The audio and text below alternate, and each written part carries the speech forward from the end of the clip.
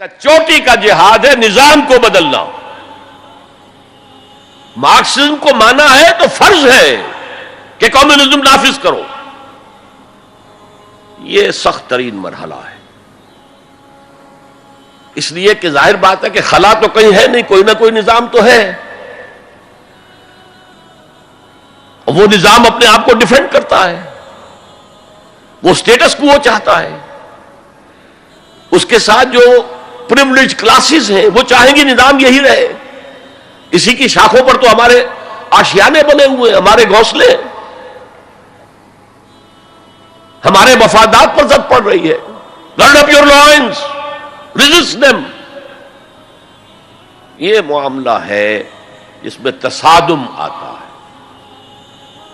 نظام تصادم کے بغیر نہیں بدل سکتا. دعوت کے ذریعے آپ سلیم الفطرت سلیم العقل لوگوں کو کھینچ لیں گے، لیکن لاتوں کے بھوت باتوں سے نہیں مانتے. جن کے ویسٹڈ انٹرسٹ ہے وہ نہیں چھوڑیں گے. ان میں سے بھی ہو سکتا ہے نکل آئے. ابو بکر صدیق انہی میں سے تھے، عثمان غنی انہی میں سے تھے، لیکن نکل آتے، لوگ نکل آتے. لیکن اکثریت ان کی وہ ڈٹ جاتی ہے. گارڈ اپ یور لائنز، اپنے مفادات کا تحفظ کرو، بچاؤ اپنے مفادات کو. تو تصادم بیکمز انیویٹیبل.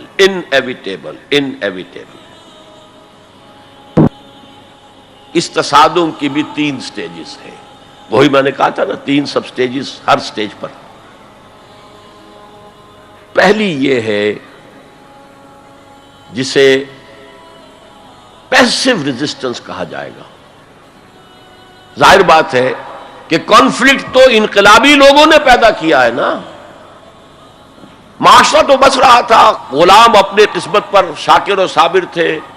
غربا کہتے تھے ہماری تقدیر ہی یہ ہے، ٹھیک ہے. اسی لیے تو مارکس نے کہا کہ یہ اوپیم آف دی ماسز ہے مذہب. اس نے کانفلکٹ کس نے پیدا کیا؟ جس نے کہا یہ غلط ہے، یہ نظام صحیح نہیں ہے، یہ ریپریسو ہے، یہ ایکسپلائٹیٹو ہے، یہ ڈسکریمنیٹو ہے، اس میں تقسیم دولت کا نظام غلط ہے. ایک طرف ارتکاز دولت ہے، دوسری طرف احتیاج ہے، بھوک ہے، مفلسی ہے، قلاشی ہے. جو یہ کہتے ہیں تو گویا کہ ایک تالاب پرسکون تھا، اس نے پتھر تو آپ نے مارا نا. اب جو لہریں اٹھیں گی تو be prepared to face the music. چنانچہ مارو ان کو قتل کرو، ان کو جیلوں میں ٹھونس دو، ان کو یہ کرو، ان کو وہ کرو. اس سارے معاملے میں پہلی سٹیج ہوگی اس نظریاتی اور نظام کے تصادم میں ٹیک آل پرسیکیوشن وداؤٹ اینی ریٹیلیشن.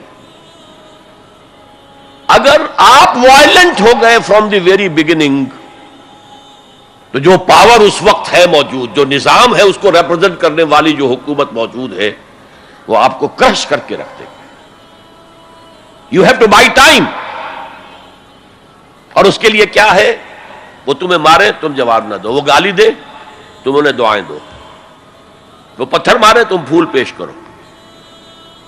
ادفع باللتی ہی احسن، بہترین انداز میں دفاع کرو. اسے کہتے ہیں پیسو ریزسٹنس. حضور کی سیرت میں پورے 12 برس یہ حکم تھا. This was the order of the day. No retaliation whatsoever, no raising of hands even in self defence. اور یہ میں آپ کو بتا چکا ہوں. مہاتما گاندھی نے کہا سرحدی گاندھی عبد الغفار خان سے کہ میں نے یہ عدم تشدد جو ہے، تشدد کا جواب تشدد سے نہ دینا، یہ میں نے سیکھا ہے حضرت مسیح سے اور حضرت محمد سے صلی اللہ علیہ وسلم. حضرت مسیح کی زندگی پہلی سٹیج ہی پر تک رہی، آگے کی وہ مہم چلی ہی نہیں، اس لیے کہ آپ کو ریسپانس ملا ہی نہیں. کہتے ہیں کل 72 آدمی ایمان لائے تھے ان پر، اور ان میں سے بھی 12 تھے جو ان کے مخلص ساتھی تھے، حواریین تھے، ہر وقت ساتھ رہتے تھے. اور ان میں سے بھی ایک وہ تھا جس نے غداری کر کے گرفتار کرایا ہے ان کی اپنی روایت کے مطابق.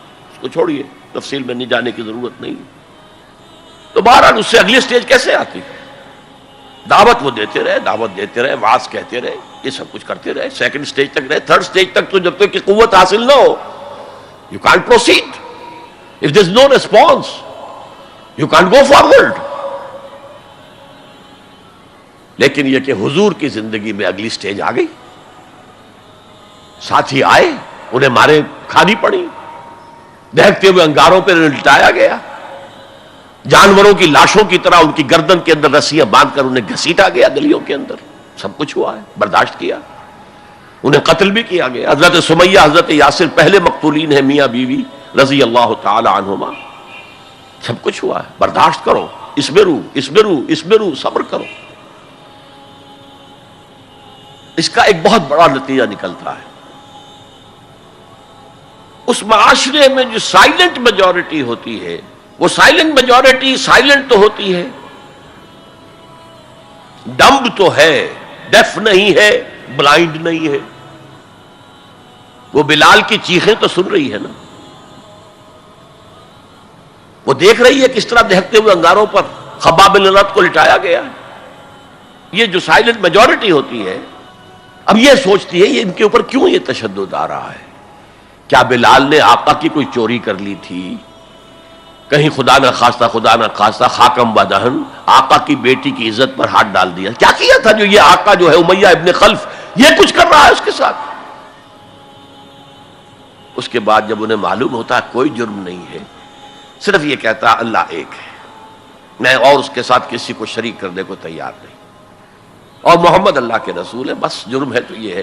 اب اس کا کیا اثر پڑتا ہوگا اس سائلنٹ میجورٹی پہ، اس کا آپ اندازہ کر لیجیے. ان کی ہمدردیاں اندر ہی اندر ان کے ساتھ ہو رہی ہیں، اگرچہ وہ گئے ہیں اپنے لیڈروں کے دباؤ کی وجہ سے. غزوہ بدر میں مفتوح تو پہلے سے ہو چکے تھے، جو دلوں کو فتح کر لے وہی فاتح زمانہ. بہرحال first stage is passive resistance, صبر محض. سیکنڈ، جب ذرا محسوس ہو ہمارے پاس طاقت ہے، we can risk a direct confrontation with the system، تو اس نظام کو کہیں سے چھیڑا جائے، دکھتی رگ کو. دیکھیے گاندھی جی کی موومنٹ میں عرض کر چکا ہوں، پہلے کیا تھا؟ Non violent, naan cooperation. کوئی جرم تو نہیں ہے، ہم نہیں پہنتے تمہارے کپڑے، کیا کوئی قانون نہیں ہے؟ لیکن سیکنڈ سٹیج کیا آئی؟ یہ چھیڑنا تھا اس کو. نان وائلنٹ سول ڈس اوبیڈینس. ہم پرماتما کے سمندر سے پرماتما کا بنایا ہوا نمک لینے جا رہے ہیں، ہم نے تو کسی کو کچھ نہیں کہا، but it amounted to challenging the taxation policy of British India. اب لاٹھیاں پڑی ہیں، جیلوں میں ٹھونسے گئے ہیں، سب کچھ ہوا، برداشت کیا ہے، کھڑے رہے ہیں، مضبوط رہے. تو یہ سٹیج آتی ہے جب یہ سمجھا جائے کہ ہاں اب طاقت ہے ہمارے پاس، we can risk a direct confrontation with the system. اس میں حضور نے کیا کیا تھا؟ مدینے میں جا کر آپ نے 6 مہینے لگائے تھے، 3 کام جن سے کہ اپنی پوزیشن کنسولیڈیٹ کی. مدینے میں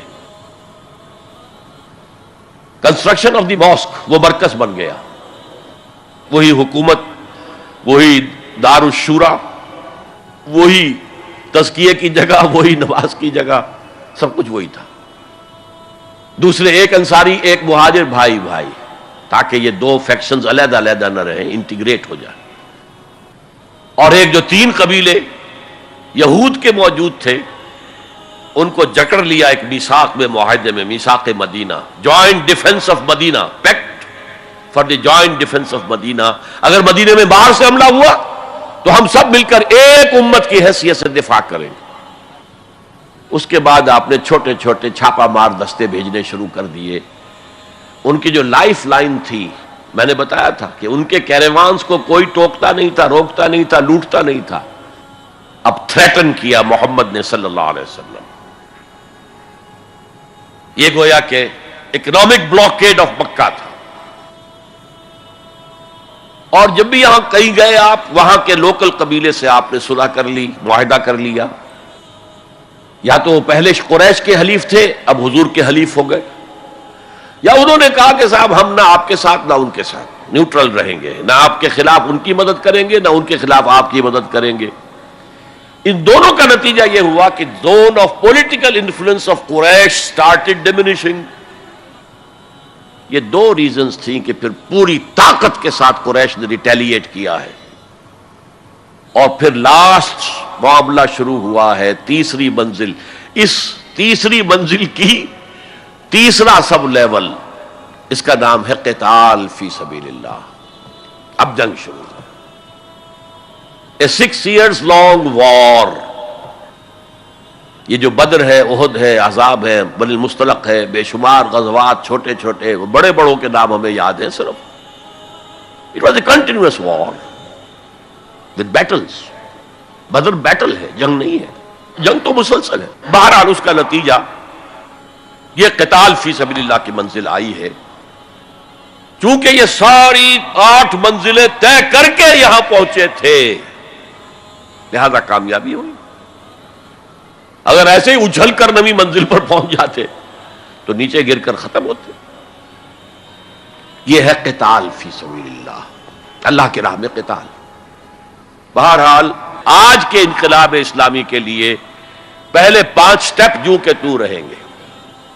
دعوت دی جائے گی، لوگوں کی اصلاح کی جائے گی، انہیں منظم کیا جائے گا، پھر پیسو ریزسٹنس کے دور سے گزرنا ہوگا، پھر ایکٹیو ریزسٹنس.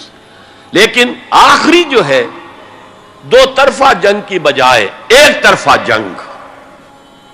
آپ یہ نہ سمجھیے گا میں ہندوستان میں تقریر کر رہا ہوں تو میں گاندھی جی کی تعریف کر رہا ہوں. یہ میری تقریریں کیسٹ پہلے سے موجود ہیں. میں نے ہمیشہ نام لیا ہے کہ آج کے دور میں اس انقلابی عمل کی آخری سٹیج کیا ہوگی.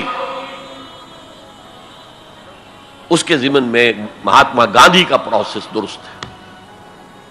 نان وائلنٹ، نان کوآپریشن، ترک موالات، نان وائلنٹ، سول ڈس اوبیڈینس. لیکن یہ سٹیجز کب آئیں؟ جب گاندھی لیڈر بن چکے تھے. ان کا یہ کہہ دینا کافی تھا کہ بدیشی کپڑا ہم نہیں پہنیں گے اور ہم اپنا چرخہ چلائیں گے. پورے ہندوستان میں چرخے چلنے شروع ہو گئے. لیڈر تو پہلے کوئی ہونا.